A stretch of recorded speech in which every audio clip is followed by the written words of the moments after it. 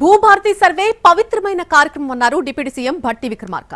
ఇదొక విప్లవాత్మకమైన చట్టమన్న ఆయన భూ సమస్యలకు శాశ్వత పరిష్కారం చూపించేందుకే భూభారతిని తీసుకొచ్చామని భట్టి విక్రమార్క తెలిపారు. మంత్రులు తుమ్మల నాగేశ్వరరావు, పొంగులేటి శ్రీనివాసరెడ్డిలతో కలిసి భూభారతి సర్వేను ప్రారంభించారు. రైతులకు ఎంతో ఉపయోగపడేలా భూభారతి చట్టాన్ని రూపకల్పన చేశామన్నారు తెలంగాణ డిప్యూటీ సీఎం మల్లు భట్టి విక్రమార్క. ఖమ్మం జిల్లా ఎర్రుపాలెం మండలం ములుగుమాడులో నిర్వహించిన రెవెన్యూ సదస్సులో సహచర మంత్రులు పొంగులేటి శ్రీనివాసరెడ్డి, తుమ్మల నాగేశ్వరరావుతో కలిసి భూభారతి సర్వేను ప్రారంభించారు. అత్యంత పారదర్శకంగా భూభారతి చట్టాన్ని కాంగ్రెస్ ప్రభుత్వం తీసుకొచ్చిందన్నారు భట్టి విక్రమార్క. కొత్త చట్టాలపై రైతులకు అవగాహన కల్పిస్తూ సదస్సులు నిర్వహిస్తున్నామని తెలిపారు.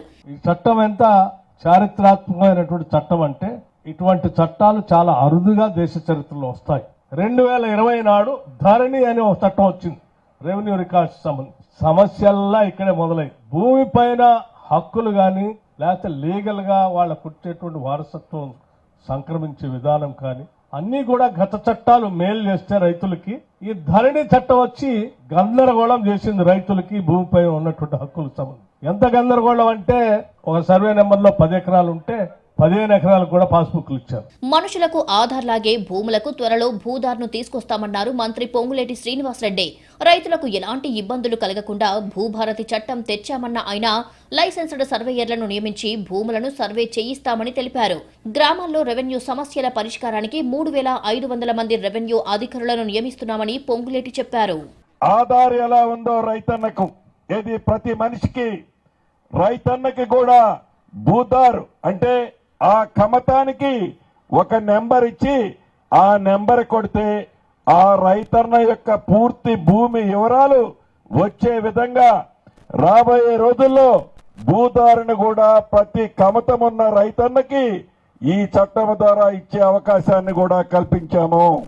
రైతుల సమస్యలకు శాశ్వత పరిష్కారం చూపే విప్లవాత్మక చట్టాన్ని తమ ప్రభుత్వం తెచ్చిందని మంత్రి తుమ్మల నాగేశ్వరరావు తెలిపారు.